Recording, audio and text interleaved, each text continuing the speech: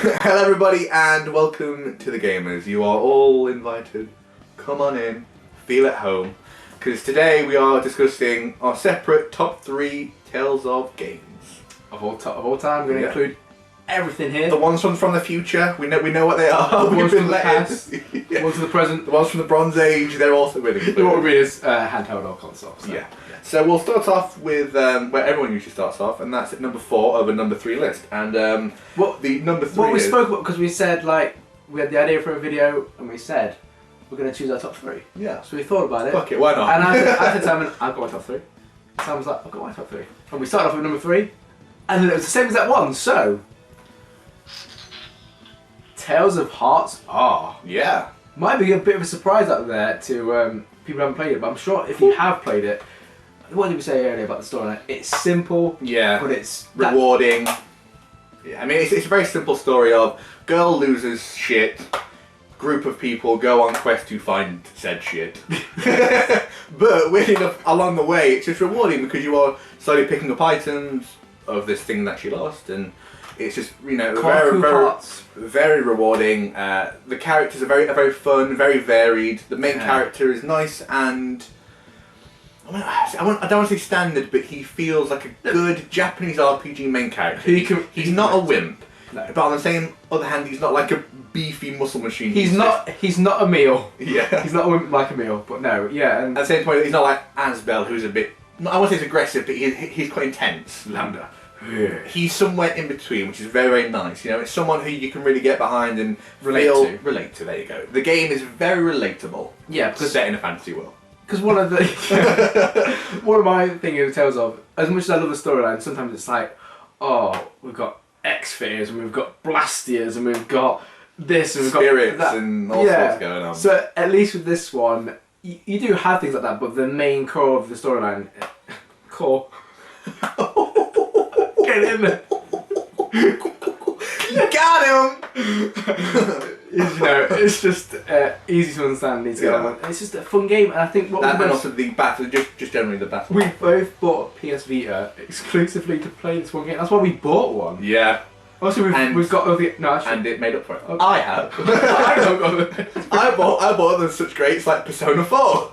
But yeah, so yeah, fantastic game, great battle system, very rewarding, great stuff. If you haven't played it, go and play it. Don't let the fact that it's English dubbed put you off. You know, yeah. Okay, so I shall go next for what is my number 2. Okay. All right, guys. So we're gonna move on to numero dos. This is my second favourite, and it is Cat Simulator 2013. You claw people and you kill small creatures. Or it's Tales of Rolo 2. It's Tales of Xillia 2. Which, for some of you out there, are probably thinking, Simon, you're on crystal meth. Yeah, we've said Hearts R. You said Xillia 2. Why are you sniffing glue? You know, it's like a sister game to a main game. And what I say to those people is, shut up. I've got a shank and I know how to use it. But yeah, so the reason why this is my favourite game, or second favourite game, I should say, is it takes everything from Tales of Xillia 1 and says, we're going to make it bigger, more epic, more expansive, more characters. The battle system's even more epic. Oh god, yeah. So, yes. So the main character, really good. His fighting style is complex but so rewarding. I would argue the most rewarding. Fighting, Simon's saying this, and Simon played this with me playing Luger, and he found it rewarding. Well, it's because of all the characters I was able to play as. So I mean, it has the entire cast from Xillia 1, plus some characters that weren't playable in Xillia 1 who now are, and some other characters. Mainly being Gaius. Which was just insane. One of the coolest Tales of characters ever.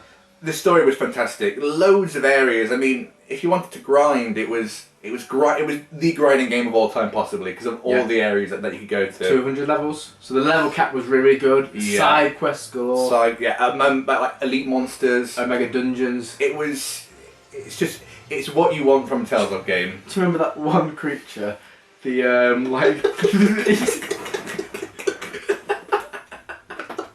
I got him. I know. Yeah. Got him! He does remember that creature. Oh yes, I do. But what was it actually called? Oh god, I don't know. But basically, it was like a stone. Like a stone triangle, rectangle, basically. Yeah, Ed and I joked that we were going to cosplay as basically two giant Shadow Bakura. Shadow Bakura, we were going to cosplay as. But anyway, yeah, so Tales of Vesperia 2, my second favourite, fantastic game. Okay. My number 2. Tales of Symphonia. Yeah. I'm talking just Symphonia. I like Dawn of the New World as well, but Symphonia. Okay, so the reason why is Tales of Symphonia was the first Tales of game I ever played. And I can remember just back at the time being like, how haven't I heard of this series? Is there more of these games? And I was addicted to it. And obviously he was on Crystal Meth at the time. And Sipping Glue. Just like, yeah. And I had a paper round with one of my mates at the time. And what we'd do is every night when we came back from the paper round, we'd just play like an hour, 2 hours. And I think we should really live in those moments. And it's one of those games that over time, I still love it just as much as what I did then. Yeah. And the only reason why it's not number 1 is because the combat was much slower paced then. And very difficult. Yeah, very difficult. Not as rewarding. The combos are a lot harder to do in Symphonia. Yeah, I mean, like, if you get like a combo of 80, you're doing pretty well. Yeah, you're doing pretty well. Yeah. But storyline, characters, Lloyd and Kratos, oh my god. Yeah. You know, yeah, so I think character model wise, it may have some of the best characters. Sheena. Full stop. So yeah, that's why it's my number 2. And also the story is fantastic as well. Yeah, it is. Yeah. So right, so let's move on to number 1 territory now. So we've gone past the stage of poop, and we're at the stage of wee. Your number 1 will please a lot of people. It will please a lot of people. So put your penises away, because it's time for Tales of Vesperia. Where should... Oh, well, I'll start off with my own run-throughs of the game. Yeah. I'm on my 4th run-through. Probably now it's somewhere at about 250, 300 hours, you know, if you add all the run-throughs together. Alright. Character-wise, it has my favourite main character because he's old. He's old, but he's 21. In the Tales of world, he's ancient. 21 is actually quite old. Compared to the girls, it's very old. Yeah, it is very old. You always been hanging around with some young girls. Not saying anything, but yeah. So I think the main characters, I really like him, and he's obviously just behind Aiden's head as well. And I will say, just on the point of Yuri, I would say he's the most unique character in the Tales. Yeah, for a main protagonist. Brooding, moody. Yeah. But at the same time, quite light-hearted. Even the way he looks, though, there's no spiked hair. No, it's very serious. Yeah. You've also then got a fantastic ensemble cast. You know, you've got all your mages. You know, you've got Rita, who I thought was kind of spunky, Flynn, and fun. Still in my opinion, badass. The coolest non-playable Tales of character. Also, I mean, there wasn't actually a character I didn't like. I thought Judith was fantastic. Raven was really good. Carol, I really liked because it was something fun about having, like, the heavy hitter was the youngest one. Yeah. There was something kind of unique about that. as well. A dog. Another unique, really... Yeah. All the characters are unique in that. They all feel different. Story is very, very focused. I like that. You've got a very set goal, you know, to stop the Blastiers, pretty much. And it feels very focused when you're going through the story. You know, it has a very recognisable start and has a very recognisable finish. But then there's so many things to do. Like Vesperia is one of the best ones for side quests and different kind of secret areas and stuff. And they are secret in this. It's not like you don't like hear hints from other people. You have to go and search, which is why there's an achievement. For going everywhere on the map. Yes. In Baul.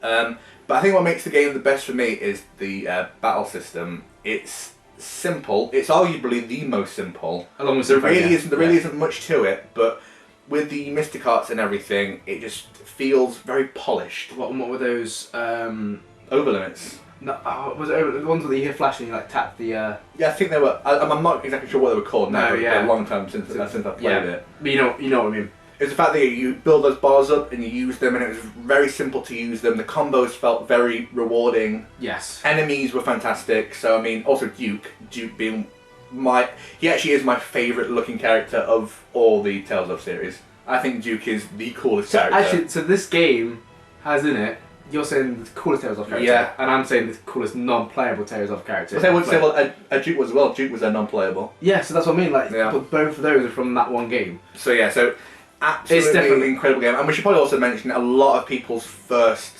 play of a Tales. I was going to say that it's definitely like a classic for most people, and it was you'd seen me play them. Yeah, but that was Simon's first actual Tales of game. And after playing more, I still think it is still the best. Yeah. So my next one was long debated with Tales of Symphonia.